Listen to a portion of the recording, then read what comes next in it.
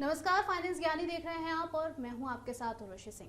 आज हम चर्चा कर रहे हैं एनपीएस और यूपीएस पे। यूपीएस यानी कि यूनिफाइड पेंशन स्कीम, और ये जो स्कीम थी वो सरकार की तरफ से 1 अप्रैल 2025 को लागू की गई थी और जिसमें आवेदन की जो तारीख है उसको 30 जून 2025 तक निर्धारित किया गया था, जिसके बाद इसकी सीमा को बढ़ा दिया गया था।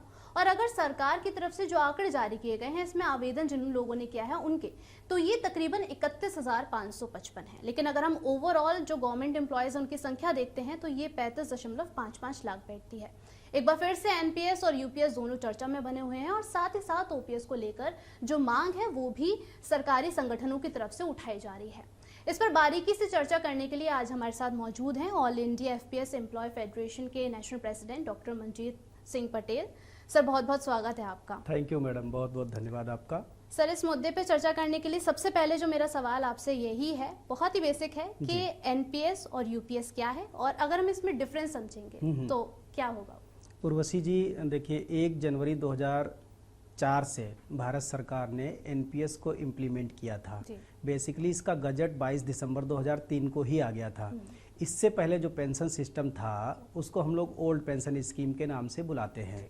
तो ओल्ड पेंशन स्कीम में क्या था कि कोई भी कंट्रीब्यूशन एम्प्लॉय को देना नहीं पड़ता था, ना ही सरकार पेंशन की व्यवस्था करने के लिए कोई कंट्रीब्यूशन अपनी जेब से डालती थी। कर्मचारी अगर 10 साल की सर्विस पूरी कर लेता था उसके बाद उसको पेंशन की गारंटी मिल जाती थी रिटायरमेंट पर।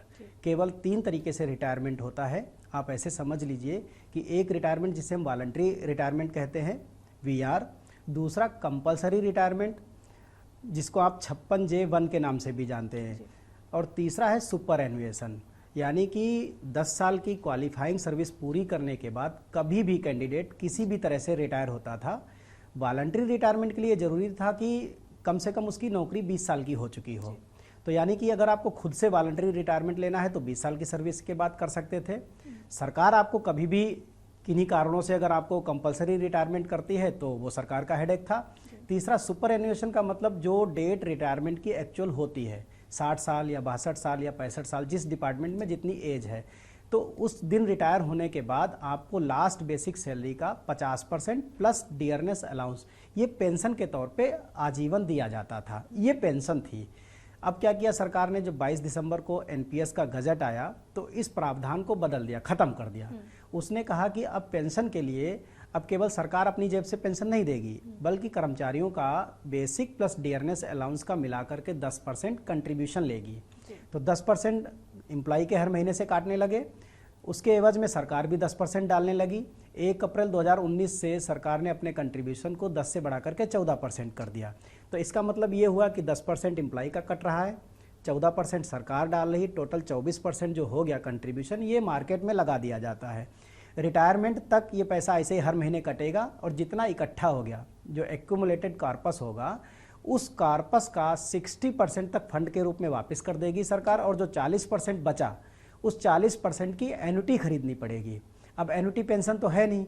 अब देखिए, जिनकी लंबी नौकरी है 30-35 साल की, उनको तो फिर भी ठीक ठाक पेंशन मिल सकती है, लेकिन जिनकी सर्विस लेंथ कम है, 15 है, 20 साल की है, 22 साल की है, 18 साल की है, या जो कंट्रेक्चुअल वर्कर्स थे जो 15-15 साल की नौकरी के बाद उनको रेगुलर किया गया, फिर वो एनपीएस में आ गए, तो उनके साथ ये समस्या हो गई। बहुत सारे स्टेट्स में क्या हुआ कि वो पैसा 8-8, 10-10 साल तक नौकरी से काटा ही नहीं गया वेतन से, तो सरकार ने भी नहीं डाला, वो कॉर्पस जीरो रहा, एक्यूमुलेटेड फंड जीरो, तो वो रिटायर भी हो गए, एक्यूमुलेटेड फंड जीरो तो पेंशन जीरो। तो इसके लिए हम लोगों ने इसका विरोध करना शुरू किया कि हमें कॉर्पस बेस्ड या कंट्रीब्यूटरी बेस्ड पेंशन स्कीम नहीं चाहिए, क्योंकि वो एक एनोमली करती है। अलग अलग राज्यों में, अलग अलग डिपार्टमेंट्स में अभी समरूपता नहीं आई है, सरकार का पैसा समय से नहीं पहुंचता, लोगों को सही समय से सैलरी नहीं मिलती है, सही समय से डीए नहीं मिलता है, तो इसके लिए हम लोगों ने इसका विरोध करना शुरू किया। तो वो एनपीएस का विरोध चल रहा है। अब सरकार 1 अप्रैल, जैसा कि आपने कहा कि 1 अप्रैल 2025 से सरकार यूनिफाइड पेंशन स्कीम लेकर के आ गई, तो एनपीएस का अपडेटेड वर्जन है यूपीएस। ज़्यादा बड़ा अंतर नहीं है, सरकार ने अपनी कंट्रीब्यूशन को 14 से बढ़ा के 18.5 कर दिया है, लेकिन वही नतीजा ढाक के 3 पाते, वो भी फंड बेस्ड पेंशन स्कीम ही है। 25 साल के लिए उसमें उन्होंने कहा है कि 25 साल की नौकरी चाहिए तब 50% देंगे, लेकिन जो 50% पेंशन तब देंगे जब कर्मचारी अपना पूरा कंट्रीब्यूशन सरकार को हैंड ओवर कर दे। ये है। क्या बड़ी खामियां आपको नजर आती हैं यूनिफाइड पेंशन स्कीम? देखिए, एक तो सबसे बड़ी बात यह है कि यूनिफाइड पेंशन स्कीम में क्या है कि ये अभी भी कंट्रीब्यूटरी बेस्ड है, यानी कि आपका पैसा हर महीने 10% आपकी सैलरी से काट लिया जाएगा, ये कंपलसरी है वो पैसा। फिर दूसरी सबसे बड़ी बात है कि आप अगर 25 साल की आपकी रेगुलर सर्विस है तब तो 50% मिलेगा, वो भी लास्ट बेसिक सैलरी का नहीं, बल्कि जो आखिरी के 12 महीने होंगे रिटायरमेंट के समय के, उनका औसत निकाला जाएगा और उस औसत के आधार पर 50% दिया जाएगा। यानी कि अगर मान लीजिए आप 30 साल 32 साल या 35 साल नौकरी करते हैं तो उन 32 साल तक 35 साल तक हर महीने आपकी सैलरी का 10% जो आपसे डिडक्शन होकर के चला गया वो दान करने के एवज में आपको 50% पेंशन मिलेगी। ये सबसे बड़ी खामी है। और दूसरी सबसे बड़ी बात यह है कि अगर वॉलंटरी रिटायरमेंट किसी को लेना है तो उन्होंने कहा कि 25 साल की नौकरी से पहले नहीं ले सकता है, जो कि पहले 20 साल था। अब देखिए कि चलो ठीक है, मान लेते हैं एक बार की 20 की जगह 25 साल की नौकरी के बाद वॉलंटरी रिटायरमेंट ले भी रहा है, तो भी मान लीजिए कोई 25 साल की उम्र में नौकरी में आया, वो 50 साल की उम्र में पहुंचेगा तो वो वॉलंटरी रिटायरमेंट ले पाएगा। अब 50 साल की उम्र पर वॉलंटरी रिटायरमेंट तो ले लेगा, लेकिन उसको पेंशन नहीं मिलेगी अगले दिन से। पेंशन के लिए उसे 10 साल तक इंतजार करना पड़ेगा, और 10 साल के बाद अब वो पता नहीं 10 साल तक जिंदा रहेगा नहीं रहेगा, क्या खाएगा, क्या पहनेगा, क्या पिएगा, किससे लेगा, दवाइयाँ कैसे खरीदेगा। 10 साल तक वो इंतजार करेगा। मान लीजिए वो खुदा न खास्ता जिंदा भी बच गया तो 10 साल बाद जो उसे पेंशन स्टार्ट होगी तो वो 10 साल पहले का जो बेसिक था उसका 50% एवरेज दिया जाएगा। तो ये एक मतलब अजीब तरीके का इनजस्टिस है। सरकार को मतलब ये सोचना चाहिए था कि इस किस तरह की पॉलिसी आप लेकर के आए हैं। क्या आपने कोई ऐसा इंजेक्शन बना लिया है कि वॉलंटरी रिटायरमेंट दोगे उसके बाद उसको इंजेक्शन दे दोगे तो वो 10 साल तक बिना खाए पिए, बिना खाए कपड़ा खरीदे, बिना मेडिकल इक्विपमेंट्स या मेडिसिन खरीदे जिंदा रह लेगा। तो इसलिए इसका हम लोग विरोध कर रहे हैं। ठीक है सर, एनपीएस और यूपीएस को लेकर तो चर्चा तेज है ही, इसको लेकर विरोध भी हो रहा है। ओपीएस की बहाली को लेकर भी मांग उठ रही है, तो ओपीएस की बहाली जो मांग उठ रही है उसमें खास क्या है? देखिए, जो ओल्ड पेंशन स्कीम जिसको हम बोलते हैं वो बेसिकली आपके काम के बदले, यानी कि आपकी सेवाओं के बदले बुढ़ापे पर आपकी सामाजिक आर्थिक जो सेवा थी या सामाजिक आर्थिक जो एक तरीके से आपकी गारंटी, सिक्योरिटी, सुरक्षा की जो गारंटी थी वो थी ओल्ड पेंशन स्कीम। तो उसमें क्या था कि आदमी ने काम किया, उसके एवज में अब उसके बच्चे हैं या नहीं हैं, किसी के है या नहीं रह गए, उसका कोई स्पाउस है या नहीं है। मान लीजिए कोई सिंगल कैंडिडेट है, वो आदमी भी हो सकता है, वो महिला भी हो सकती है। उसने मान लीजिए 30-35 साल तक नौकरी की, उसने शादी नहीं की, बच्चे नहीं, उसके माँ बाप तो बचे नहीं मान लीजिए उसके रिटायरमेंट तक। अब उसका बुढ़ापा तो कटेगा ना, 10 साल 15 साल 20 साल 25 साल जिंदा रहेगा। तो अगर उसको पेंशन एक सिक्योर्ड इनकम नहीं आएगी तो वो अपना बुढ़ापा कैसे काटेगा। इसके लिए ओल्ड पेंशन स्कीम वो एक ऐसा दरवाजा था जिसमें ये तय होता था कि उसके बुढ़ापे की सुरक्षा की जिम्मेदारी सरकार की है। क्यों? क्योंकि उसने सरकार की 20, 25, 30, 35 साल तक सेवाएं की हैं। तो इसके लिए ओल्ड पेंशन स्कीम की डिमांड हम लोग कर रहे हैं और वही सबसे ज़रूरी है। हम कोई सोना, चांदी, हीरे, मोती, जवाहरात नहीं मांग रहे हैं। हम बस इतना ही तो कह रहे हैं कि we need our old age social income security guarantee. अब वो गारंटी दे दो। अब यूनिफाइड पेंशन स्कीम में गारंटी करके लाए, लेकिन उन्होंने इसको पेंशन नहीं कहा, उसको उन्होंने कहा पे आउट। क्योंकि पेंशन का मतलब है कि पेंशन एक संवैधानिक शब्द है, उसको रिप्लेस नहीं कर सकते आप। और पेंशन को आपने रिप्लेस किया पे आउट से। इसका मतलब है take your payout and get out, there is no responsibility. तो जब आपकी कोई अकाउंटेबिलिटी नहीं है तो ऐसी पेंशन, तो फिर कर्मचारी भी क्यों अकाउंटेबिलिटी लेगा। आप पूरी नौकरी ये तय करते हो कि अगर उसने कुछ गलत किया है तो आप उसके लिए 56 जे लेकर के आते हो, उसे जबरिया रिटायर कर देते हो। कुछ गड़बड़ हो जाता है तो आप उसको पनिश करते हो, पेंशन बेनिफिट्स छीन लेते हो। अगर कोई 25, 30, 35 साल तक सेवाएं दे रहा है तो आपको पेंशन की गारंटी देने में क्या दिक्कत है। और फिर भी वो भी तब जब आप कह रहे हो कि भारत दुनिया की चौथी सबसे बड़ी अर्थव्यवस्था है। आप ये कह रहे हो कि जीएसटी के मद में 95,000 करोड़ रुपए पड़े हुए हैं, वो आपको पता ही नहीं था, एक्स्ट्रा पड़े हुए हैं। तो फिर ऐसी स्थिति में महज 91 लाख पूरे कर्मचारी हैं पूरे देश में, और सेंट्रल गवर्नमेंट की अगर बात करूं तो 29 लाख ही हैं एनपीएस एम्प्लॉइज। तो उन 29 लाख कर्मचारियों को पेंशन की सिक्योरिटी देने में क्या दिक्कत है, वही हम लोग डिमांड कर रहे हैं। सर, जैसे आपने भारत की अर्थव्यवस्था की बात करें तो चौथी सबसे बड़ी अर्थव्यवस्था है। अगर ओपीएस की बहाली हो जाती है तो क्या आपको लगता है कि जो भारत का जो खजाना है उस पर इसका असर नहीं पड़ेगा? नहीं नहीं नहीं उर्वशी जी, बिल्कुल भी नहीं। देखिए, मैं आपको बताऊं कि 14% सरकार कंट्रीब्यूट कर रही है, 10% हम लोग कंट्रीब्यूट कर रहे हैं। इस लिहाज से 24% हर महीने जमा होता है और उस 24% की जो वैल्यू है आज की डेट में 12,000 करोड़ रुपए पर मंथ से ज़्यादा है। अब देखिए कि अभी तक का जो इन्वेस्टमेंट है वो 15 लाख करोड़ से भी ज़्यादा का हो चुका है।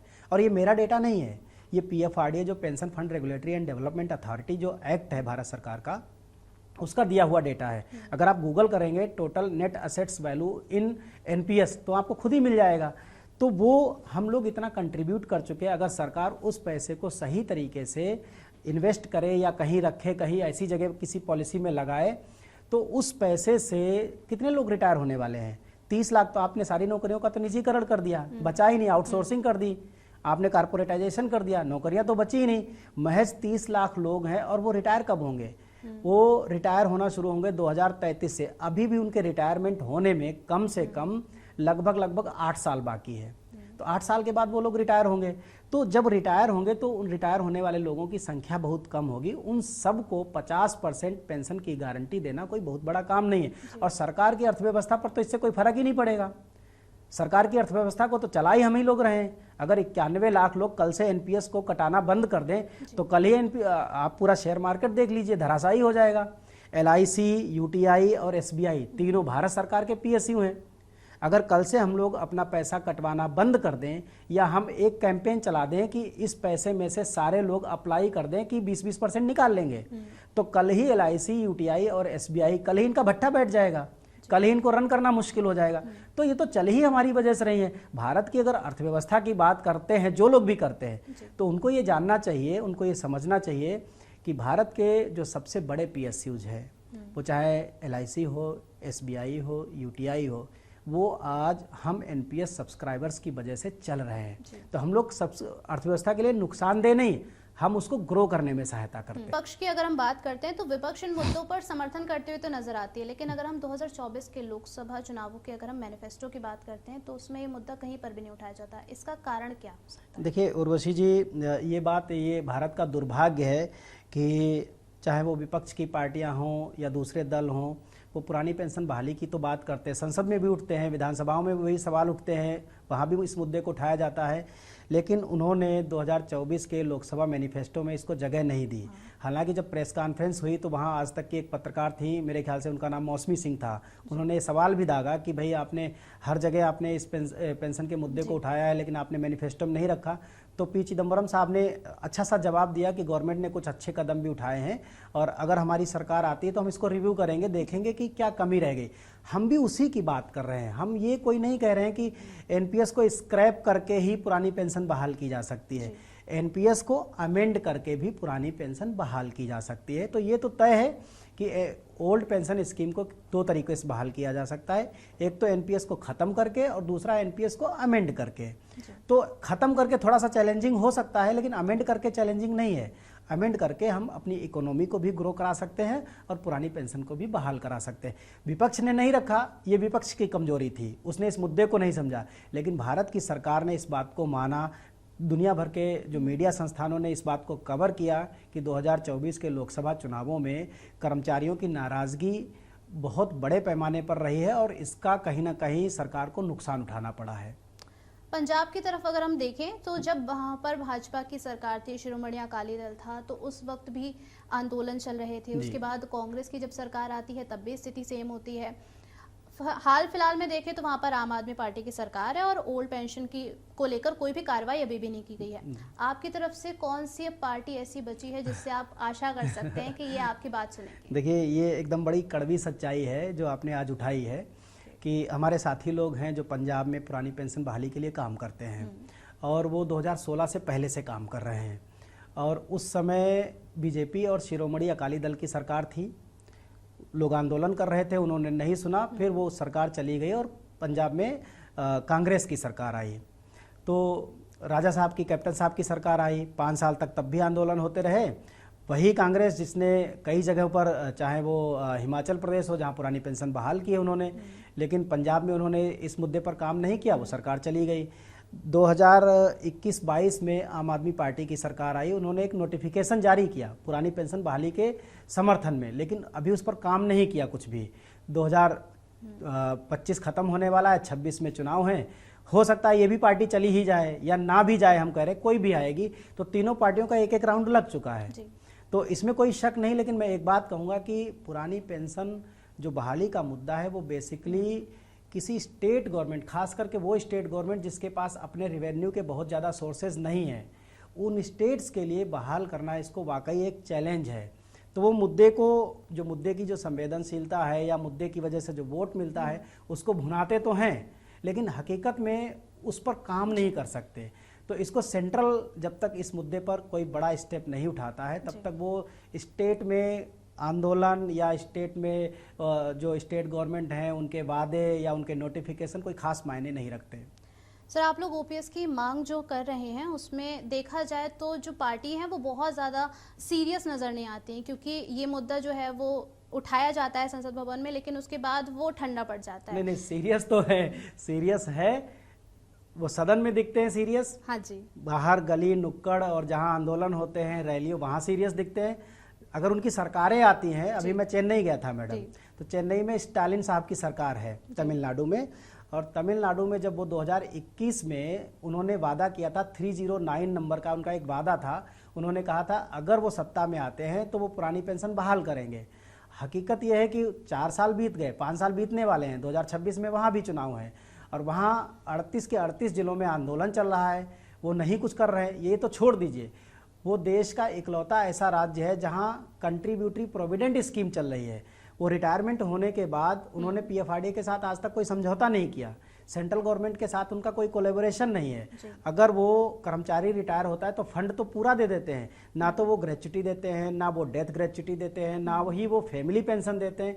तो जो स्टेट बाकी सब मामलों में इतना अव्वल है, कर्मचारियों के मामले में एकदम फिसड्डी है। तो वादे करते हैं, वादे करने के बाद भूल जाते हैं, वोट मिलते हैं तो भूल जाते हैं। तो हम लोग इसीलिए बोलते हैं कि हमारी लड़ाई सरकार से है, पॉलिटिकल पार्टियों से नहीं है। हम किसी पॉलिटिकल पार्टी से डिमांड नहीं रख रहे हैं, हम भारत की सरकार से डिमांड कर रहे हैं। अगर लड़ते भी तो हम सरकार से लड़ते हैं, हमारी लड़ाई किसी पॉलिटिकल पार्टी के सपोर्ट में या उसकी खिलाफत के लिए नहीं है। हम खुद सरकार का पार्ट हैं, हम खुद सरकारी लोग हैं, तो जाहिर सी बात है सरकार का एक हिस्सा है तो सरकार के साथ अलाइंड होकर के काम करते हैं, ज़रूरत पड़ती तो विरोध भी दिखाते हैं अपना। तो आगे की स्ट्रैटेजी क्या विरोध की ही रहेगी, क्योंकि काफ़ी लंबा समय तो जैसे आपने बताया वो गुजर चुका है। देखिए, हम लोग जब भी मौका मिलता है सरकार के साथ जब टेबल टॉक करने का, तो हम कोशिश करते हैं कि हम अपना रेजोल्यूशन रखें, हम अपना ब्लूप्रिंट दें उनको कि कैसे पुरानी पेंशन बहाल की जा सकती, कैसे इस पूरे देश के 91 लाख कर्मचारियों की समस्याओं को ख़त्म किया जा सकता है। तो हमें उम्मीद है कि अगर सरकार हमको बुलाएगी इस बार फिर से, क्योंकि यूनिफाइड पेंशन स्कीम को 3 महीने उन्होंने बढ़ा दिया टाइम, और बढ़ाने के बाद भी अभी आपने ही बताया कि 31,555 या 31,655 लोगों ने अभी तक केवल इसको स्वीकार किया है। तो इसका मतलब है कि 1% से कम लोग हैं जो इसको स्वीकार करने वाले हैं। तो वो 1% से कम है, इसका मतलब यूनिफाइड पेंशन स्कीम पूरी तरीके से फेल हो गई है। फेल हो गई तो सरकार को इस पर फिर से एक बार बात करनी पड़ेगी। जब बात करेगी तो डेफिनेटली हम लोग जाएंगे और कुछ बेहतर रेजोल्यूशन लेकर के आएंगे, वो चाहे यूनिफाइड पेंशन स्कीम हो, चाहे एनपीएस हो, या कुछ और पेंशन स्कीम का नाम बदल दें। हमारा जो टारगेट है कर्मचारी का अंशदान, ब्याज सहित वापसी और 20 साल की नौकरी के बाद 50% पेंशन की गारंटी, ये हमको मिलना चाहिए। ओपीएस की जो बहाली है वो संभव है या नहीं है? देखिए, मैंने पहले भी कहा है कि देश के, चाहे वो विपक्ष के मतलब जो है आर्थिक सलाहकार हों या इकोनॉमिस्ट हों या जो सरकारी इकोनॉमिस्ट हों, उनका यही कहना रहा है कि ओल्ड पेंशन स्कीम फिजिबल नहीं है, वायबल नहीं है, ये इकोनॉमी के ऊपर एक बहुत बड़ा बर्डन है। तो मैं ये तो मानता हूँ कि एनपीएस को स्क्रैप करके ओल्ड पेंशन स्कीम को रिस्टोर करना थोड़ा चैलेंजिंग है, मुश्किल काम है। ये इसी वजह से विपक्ष ने इसको अपने मैनिफेस्टो में शायद नहीं रखा, क्योंकि पी चिदम्बरम साहब तो बहुत बड़े खुद ही इकोनॉमिस्ट हैं। तो मैं ये मानता हूं कि इस रास्ते को थोड़ा सा अख्तियार करना मुश्किल हो सकता है, लेकिन एनपीएस को अमेंड करके ओल्ड पेंशन स्कीम को हूबहू बहाल करना मुमकिन है और बिना कोई खास बर्डन के ये काम किया जा सकता है। बहुत सारे ऐसे राज्य हैं जिनमें ओपीएस की बहाली की गई, लेकिन अब वहाँ पर भी यूपीएस लाया जा रहा है, जैसे कि राजस्थान हो गया, हमारा छत्तीसगढ़ हो गया, हिमाचल प्रदेश में भी देखें तो वहाँ पर जो है फंड जो है सरकार की तरफ से रोक दिया गया है। अगर हम इसके अलावा झारखंड की तरफ देखते हैं तो वहाँ पर भी कर्मचारियों से इंश्योर करवाया जा रहा है कि वो अपने रिटायरमेंट से पहले जो है वो एनपीएस वाला जो हिस्सा है उसकी हिस्सेदारी ना मांगे। जी। तो क्या हम इसको इस तरीके से समझ सकते हैं कि भारतीय जनता पार्टी को जो है वो एक तरीके से दबाव में लाने की? देखिए, ये बात तो सच है कि अगर मैं हिमाचल की बात करूं तो वहाँ तो पुरानी पेंशन स्कीम को बहाल किया गया है। अभी भी जैसे इलेक्ट्रिसिटी डिपार्टमेंट है, पावर डिपार्टमेंट है, कुछ एक और डिपार्टमेंट है हिमाचल प्रदेश में जहाँ ओल्ड पेंशन स्कीम को अभी बहाल नहीं किया गया है। वो लोग अभी भी डिमांड कर रहे हैं। रही बात झारखंड की, झारखंड के अब चूंकि एनपीएस में जो पैसा चला गया वो स्टेट गवर्नमेंट के पावर में है नहीं, वो एलआईसी, यूटीआई और एसबीआई के पास चला गया। उन्होंने उसको मार्केट में इन्वेस्ट कर दिया। एलआईसी हो, यूटीआई हो या एसबीआई हो, ये सीधे सीधे केंद्र सरकार के स्वामित्व में है, उनके नियंत्रण में है। और पीएफआरडीए में ऐसा कोई प्रावधान है नहीं कि अगर पूरा स्टेट एग्जिट करता है एनपीएस में से तो उस स्टेट का और उस स्टेट गवर्नमेंट के एम्प्लॉयज़ का जो फंड है वो कैसे निकालेंगे। तो उसके लिए तो केंद्र सरकार को ही कोई ना कोई पीएफआरडीए में अमेंडमेंट करना पड़ेगा। तो झारखंड की सरकार ने क्या किया, सरकारी कर्मचारियों से अपने साइन करवा लिए कि आप साइन करके दो कि जब तक आप रिटायर नहीं हो जाते, जब तक वो पैसा केंद्र सरकार से हमको नहीं मिल जाता, तब तक आप इस पैसे की डिमांड नहीं करेंगे। फिर जब रिटायर होंगे आप, फिर जब वो टोटल पैसा मिलेगा, मान लीजिए 1 करोड़ रुपए टोटल हुआ, तो उस 1 करोड़ में से सेंट्रल गवर्नमेंट आपको 60% देगी, 40% की एन्युटी करानी पड़ेगी। तो जो 60% आपको मिल जाएगा वो पहले स्टेट गवर्नमेंट ले लेगी क्योंकि उसका भी हिस्सा है। फिर स्टेट गवर्नमेंट आपकी नौकरी के वर्षों के हिसाब से आपको पेंशन देगी। तो देखिए, ये तो तय है कि आप राजस्थान की अगर बात करें, अभी राजस्थान में भी किसी को, मेरी नज़र में ऐसा कोई केस नहीं है कि जिसको ओल्ड पेंशन स्कीम के अनुसार पेंशन देनी शुरू की गई हो। ना ही छत्तीसगढ़ में ऐसा कोई केस है। छत्तीसगढ़ में तो 33 साल की नौकरी पर 50% है, भारत सरकार तो फिर भी 25 साल कह रही है। तो ऐसा कोई केस ही नहीं है वहाँ जिसको ओल्ड पेंशन स्कीम मिलना शुरू हुई हो। तो इस मुद्दे पर राजनीति तो खूब हो रही है लेकिन असल में काम नहीं हो रहा है। और वो काम तभी हो सकता है जब सेंट्रल गवर्नमेंट, मैं ये नहीं कह रहा कि भाजपा काम करे, क्योंकि काम भाजपा के लिए नहीं है, ये काम है सेंट्रल गवर्नमेंट के लिए। सेंट्रल गवर्नमेंट जब इस पर कोई बड़ा इनिशिएटिव लेगी, कोई बड़ा बदलाव अख्तियार करेगी, तो डेफिनेटली सभी का, चाहे वो स्टेट गवर्नमेंट, चाहे वो तमिलनाडु के लोग हों, चाहे केरल के हों, चाहे जम्मू कश्मीर के हों, चाहे लद्दाख के हों, चाहे गुजरात के हों, तभी सबका भला होगा। तो हमारी कोशिश है सेंट्रल गवर्नमेंट कुछ ऐसा बदलाव करे ताकि लोगों का जो वेलफेयर का जो है पेंशन वो ईजाद हो सके। सर, राजनीति एक और मुद्दे पे गर्म है, वो है 8वां वेतन आयोग जी। तो अगर हम ओपीएस और 8वें वेतन आयोग को साथ में जोड़कर देखते हैं तो क्या ये सटीक है? देखिए, अगर पे कमीशन की बात करें उर्वशी जी, तो 16 जनवरी 2025 को, मतलब दिल्ली के चुनाव से ठीक पहले सरकार ने घोषणा कर दी कि हम पे कमीशन लाएंगे। और ऐसा पहली बार हुआ। हम लोगों ने भी खुलकर के सपोर्ट किया कि चलो ठीक है, सरकार हमारे लिए पे कमीशन लेकर के आ रही है, क्योंकि 4.5 लाख से ज़्यादा कर्मचारी हैं, कर्मचारी क्या बल्कि कर्मचारी परिवार हैं।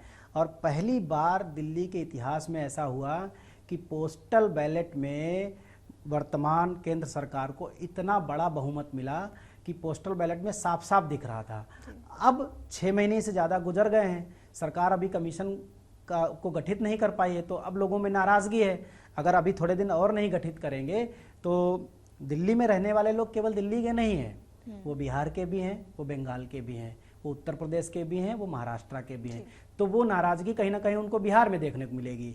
तो हम तो भारत सरकार से डिमांड करेंगे, आपके भी चैनल के माध्यम से भारत सरकार से यही अपील करेंगे कि आपने वादा किया था 16 जनवरी को, और माननीय रेल मंत्री अश्विनी वैष्णव जी ने इस बात को बोला था, बाकायदा कैमरे के सामने आकर के बोला था कि पे कमीशन का गठन करने वाले हैं, कर रहे हैं, सरकार ने फैसला लिया और माननीय मोदी जी ने फैसला लिया। तो मोदी जी का वो फैसला पूरा करें, वो वादा पूरा करें। नहीं करेंगे तो फिर बहुत दिक्कत तो आएगी कर्मचारियों को। उनको भी ये लगता है ना कि ये कोरे वादे हैं, और मोदी जी का अभी तक कोई कोरा वादा रहा नहीं। हमें भरोसा है कि ये कोरा वादा नहीं रहेगा, इसको पूरा करेंगे। अभी संसद का सत्र चल रहा है, जैसे सत्र खत्म होता है पहला एक्शन ऐसा होना चाहिए कि पे कमीशन गठित होना चाहिए।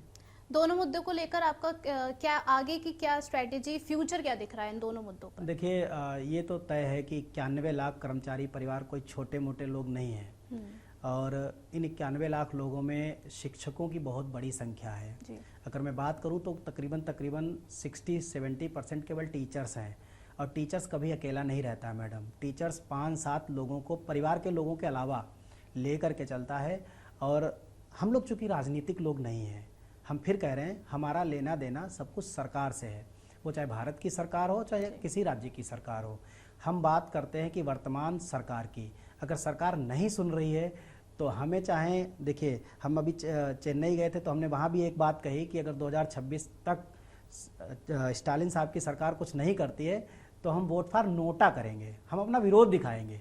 हो सकता है हम यहाँ भी केंद्र की सरकार को भी ये दिखाएं कि हम कितने लोग हैं जो हर पोस्टल बैलेट पर कितने नोटा करते हैं, वो चाहे पोस्टल बैलेट हो और चाहे पोस्टल यूनिट हो, दोनों जगह हम दिखाएंगे तो आपको कम से कम विरोध दिखेगा, हमारी नाराज़गी दिखेगी। तो कोई तो सुनेगा, आप अगर नहीं सुनोगे तो कोई दूसरा सुनेगा, सुनना तो पड़ेगा। हम कोई गलत डिमांड नहीं कर रहे हैं, हमारी जो भी डिमांड है कॉन्स्टिट्यूशनल है और ऑन द ट्रैक है, ऑन द वे है।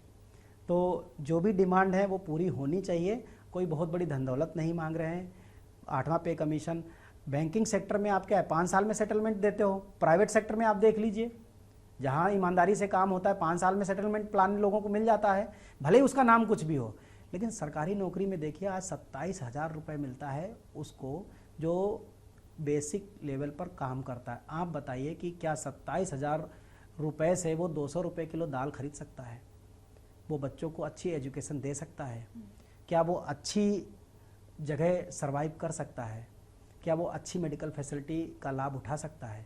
आप खुद देखिए कि 18,000 रुपये उसकी बेसिक सैलरी है। तो उसी की डिमांड कर रहे हैं कि उसको रीइम्प्रूव किया जाए, ठीक किया जाए उसको। और इसके लिए पूरे 91 लाख जो कर्मचारी हैं, परिवार हैं, माननीय मोदी जी की तरफ आशा भरी निगाहों से देख रहे हैं कि माननीय मोदी जी ऐतिहासिक फैसले लेने वाले व्यक्तित्व हैं, तो इस मामले में भी कोई बड़ा फैसला लेंगे। सर, आखिर में आपसे सवाल नहीं, आपका अनुभव जानना चाहेंगे कि आप इतने बड़े संगठन का जब नेतृत्व करते हैं तो हज़ारों लाखों लोगों से, कर्मचारियों से आप मिलते होंगे। इतने लंबे समय के दौरान जब भी आंदोलन होता है तो क्या कोई ऐसा केस आपको देखने को मिला है जो इस दौरान काफ़ी ज़्यादा ऐसा रहा हो जो आपके जहन में काफ़ी ज़्यादा इम्पैक्ट कर गया हो कि अगर इस पे सरकार जल्दी फैसला ले लेती तो शायद? देखिए बहुत लोग हैं ऐसे, एक एग्जाम्पल नहीं, मैं बहुत सारे आपको एग्जाम्पल दूंगा। पोस्टल डिपार्टमेंट में जिसे ग्रामीण डाक सेवक कहते हैं, GDS, मैं अभी सेंट्रल गवर्नमेंट की बात करता हूँ, हमारे ऐसे हज़ारों केस हैं।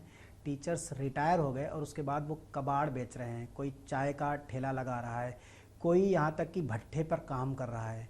कल तक वो 50,000 रुपये मिल रहे थे, अब वो अभी 60 साल में लोग बुज़ुर्ग नहीं होते आज की डेट में। हमारा ह्यूमन डेवलपमेंट इंडेक्स काफ़ी बेहतर हुआ है, खान पान काफ़ी अच्छा हुआ है, लोगों ने अपने ऊपर पैसा खर्च करना शुरू किया है, तो लोगों की हेल्थ ठीक है। अभी वो 10-15 साल काम कर सकते हैं बेहतर, लेकिन उनके पास काम ही नहीं है। काम नहीं है तो पैसा नहीं है, अर्निंग नहीं है, तो वो इतने मार्मिक हैं कि उन्हें 5 साल पहले जो लोग रिटायर हो गए उन्हें 1,000 रुपये, 1,200 रुपये की पेंशन मिल रही है। अच्छा, ये तो छोड़ दीजिए, उन्हें उम्मीद थी कि सरकार कुछ बेहतर करेगी, और जो आदमी 2021 में रिटायर हो गया वो 2025 में ज़िंदा है कि नहीं ज़िंदा है, इस बात की क्या गारंटी है? मेरी आंखों के सामने जो मुझे फ़ोन करते थे कि पटेल जी मुझे 1,200 रुपये की पेंशन मिल रही है, कब हमारा भला होगा, कब ओल्ड पेंशन स्कीम बहाल होगी, और आज वो आदमी इस दुनिया में ही नहीं है। अब बताओ हम किसके लिए लड़ें? आप सोचें, ऐसे एक केस नहीं है, ऐसे कई केस हैं जो हमें फ़ोन करते थे लेकिन अब इस दुनिया में हैं ही नहीं। हम उनकी पेंशन बहाली की लड़ाई लड़ रहे हैं और वो इस दुनिया में नहीं है। तो ऐसा आने वाले समय में भी होगा, क्योंकि मृत्यु पर, जीवन पर किसी का वश नहीं है। सरकार को समझना चाहिए कि ये मुद्दा ऐसा है, इसको तत्काल रिजोल्यूशन देने की ज़रूरत है। एक गुजारिश और रहेगी कि पूरे देश के कर्मचारी चूँकि ये भी जानना चाहते हैं कि ओल्ड पेंशन स्कीम तो जब बहाल होगी तब होगी जी। तो अभी हमने लोगों के लिए जिनका हाल फिलहाल रिटायरमेंट है उनके लिए कैलकुलेटर डेवलप किया है, ताकि वो ये समझ सके कि एनपीएस में क्या रहेगा और यूपीएस में क्या मिलेगा। अगर वो स्विच करना है या नहीं करना है तो DR मंजीत MANJEET manjeet.in पर वो अपना देख करके लॉगिन कर सकते हैं, उस कैलकुलेटर को देख सकते हैं, ताकि उनको किसी से पूछने की ज़रूरत नहीं रह जाएगी। वो एक टेबल बन करके आ जाएगी, वो आराम से ईजिली उसको देख सकते हैं। दर्शकों, जैसे कि आपने सुना है कि आप किस तरीके से कैलकुलेट करके समझ सकते हैं कि कौन सी पेंशन स्कीम जो है वो उनके लिए ज़्यादा बेनिफिशियल है, तो आप इसे रिवाइंड कर लीजिएगा और समझिएगा आराम से कि इसमें आप किस तरीके से कैलकुलेट कर सकते हैं और अपने बेनिफिट्स को पहचान सकते हैं। क्या कुछ आपकी राय है, आप हमें कमेंट सेक्शन में ज़रूर बताइएगा। बने रहिए फाइनेंस ज्ञानी के साथ। धन्यवाद। Thank you.